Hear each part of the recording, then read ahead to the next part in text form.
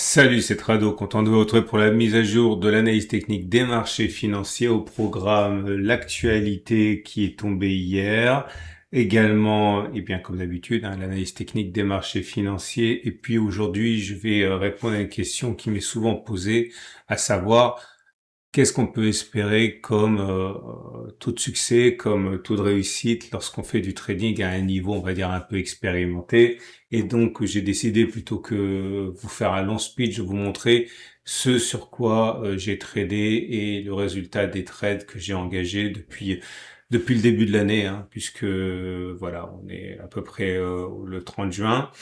Et ça vous permettra également de répondre, enfin ça me permettra de répondre à une question qui est également posée, qui est voilà sur quoi je trade. Ok, parce que je dis souvent que je m'en fiche du SP 500, ce n'est qu'un trade parmi d'autres. Bah, vous allez voir, effectivement, c'est même pas quelque chose qui représente la majorité de mes trades. Tout ça, ça sera plus tard. Pour l'instant, les news.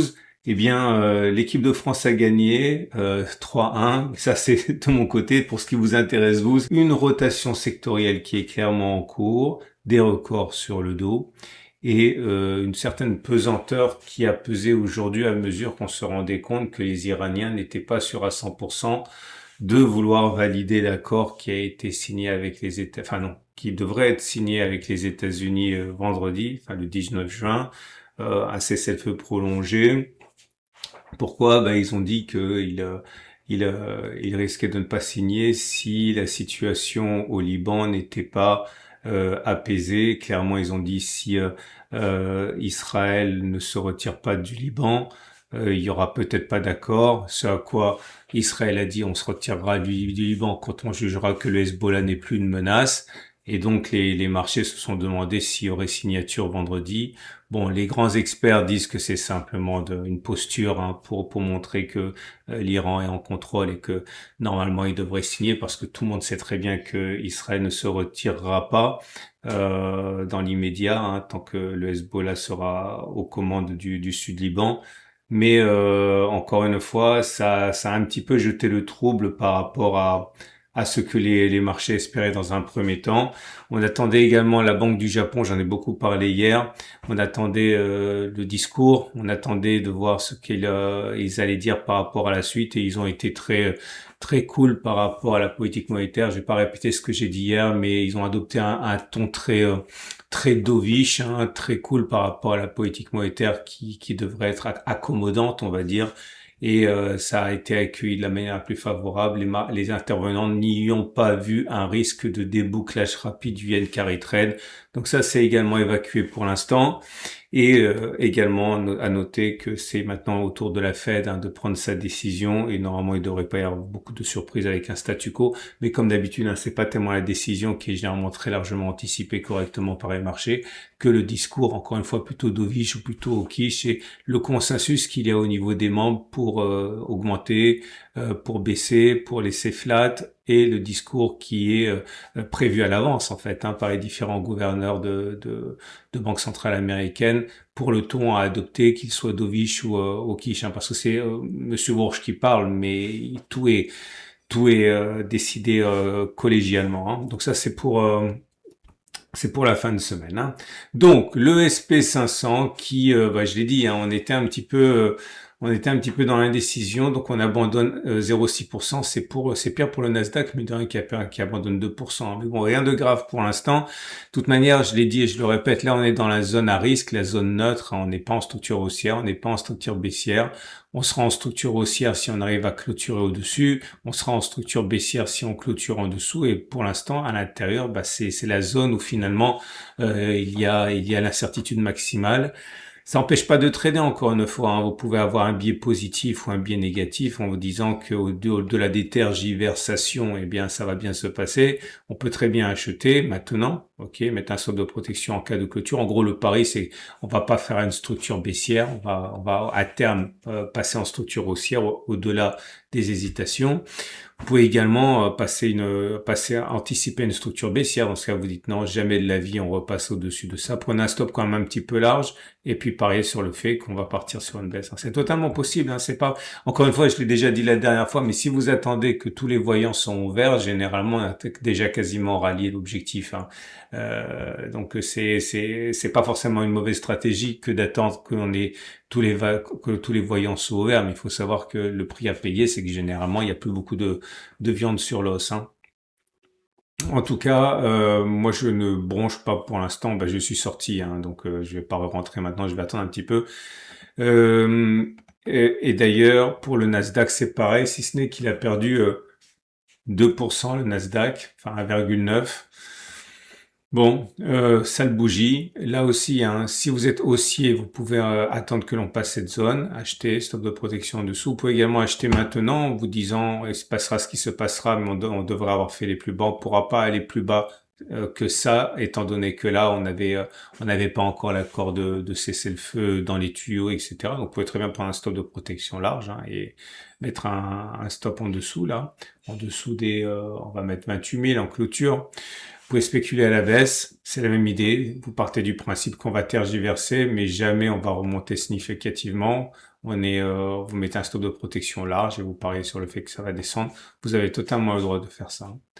Le Dow Jones, franchement, je préfère le Dow Jones, parce qu'on est en pleine rotation sectorielle apparemment, et regardez, il a inscrit un record historique, le Dow Jones. C'est comme si tout le monde se disait, je ne crois pas à la catastrophe, mais je pense que le Nasdaq a suffisamment monté, et donc les valeurs traditionnelles, les bancaires, l'énergie, etc., on le vend en poupe actuellement, enfin l'énergie un peu moins, mais en tout cas la consommation, les bancaires surtout, les utilities, on peut acheter, stop de protection ici. Alors, on m'a fait un commentaire, je crois que c'était avant-hier, on m'a dit Trado, mais si on achète maintenant le stop de protection, il est super loin. Oui, mais c'est pas grave ça.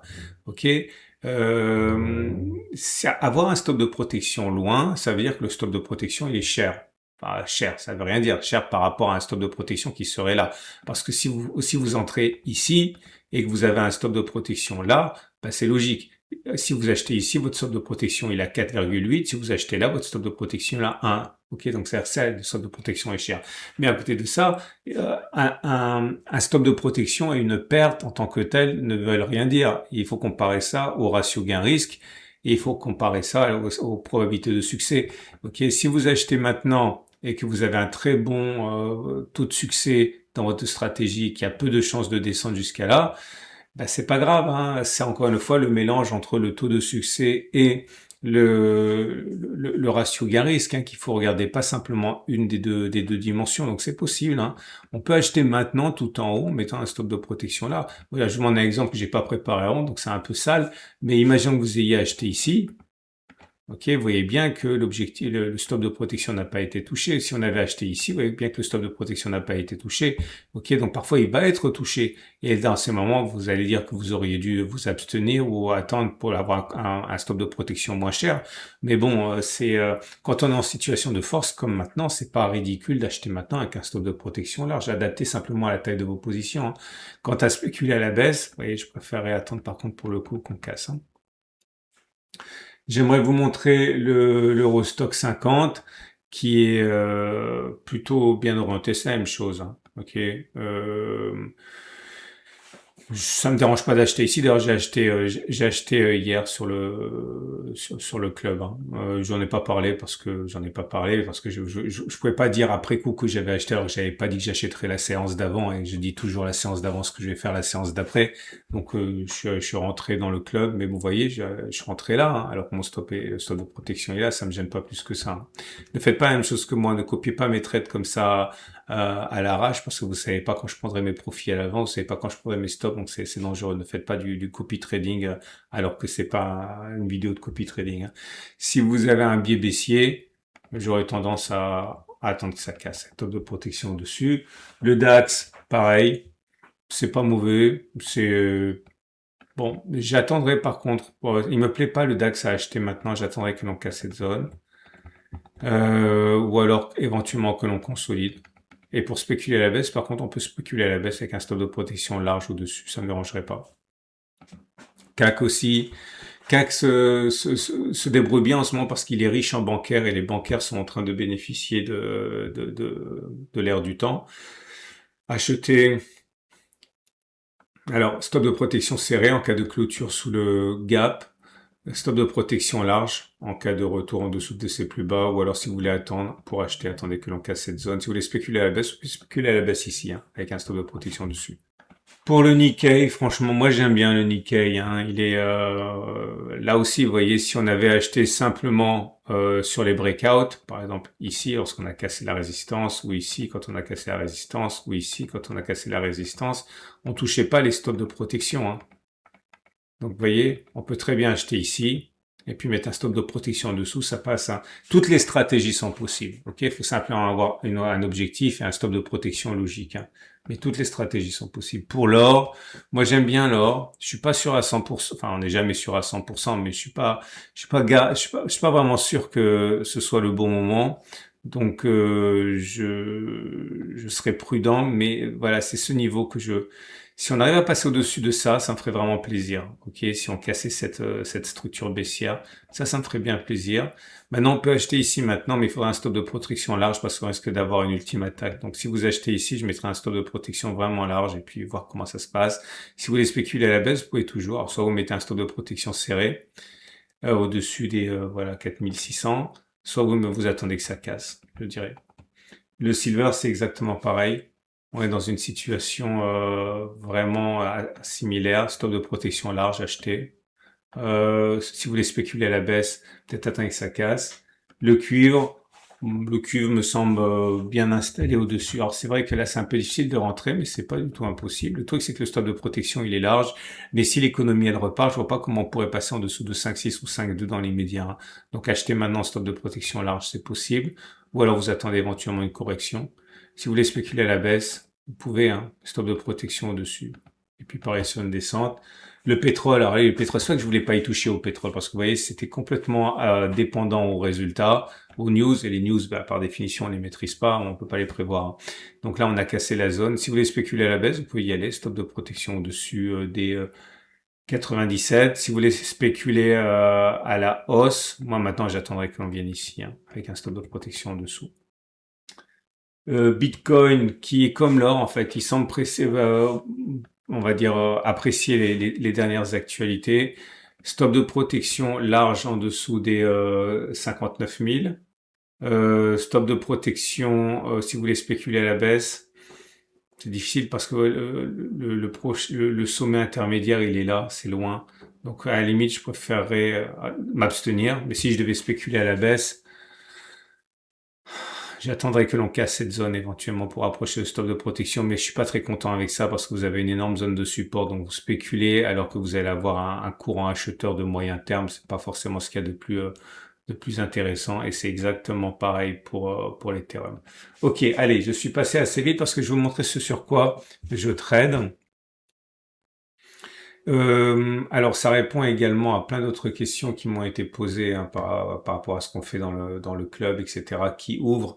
Faites attention si vous êtes vraiment intéressé, je vous engage vraiment à m'envoyer un mail pour que je vous donne la liste prioritaire parce que il y a déjà eu pas mal d'envois. J'ai mis les personnes qui m'ont contacté sur la liste prioritaire qui recevront la notice d'ouverture du club 48 heures avant les autres. Donc, si vous êtes intéressé, mais vraiment intéressé, contactez-moi par le biais de la boutique ou vous avez un lien en dessous de la vidéo ou directement par mail tradosor@gmail.com. Si vous n'êtes pas vraiment intéressé, c'est pas important, mais il y en a qui ont vraiment envie, donc pour que je vous mette en priorité. Malheureusement, c'est pas gratuit, c'est toujours pareil. Hein, je crois que ça vous alentour de 1 000 euros. Hein, donc c'est vraiment un sacrifice financier à faire, mais bon, ça semble cher et c'est cher, mais à côté de ça, c'est 80 webinaires, c'est un accès au Discord. Ben là, c'est donc ce que je vais vous montrer pour 1 an. Ok, donc si on fait par mois, c'est du 80 euros, ce qui est cher encore une fois, mais par rapport à ce qui se fait sur les sites des confrères, c'est pas forcément cher. Ok, donc je vous montre ce que j'ai actuellement. J'insiste, hein, je vous le montre simplement pour étancher votre curiosité, pas pour vous inciter à copier les positions. Vous savez pas du tout ma gestion du trade, hein, donc ne copiez pas.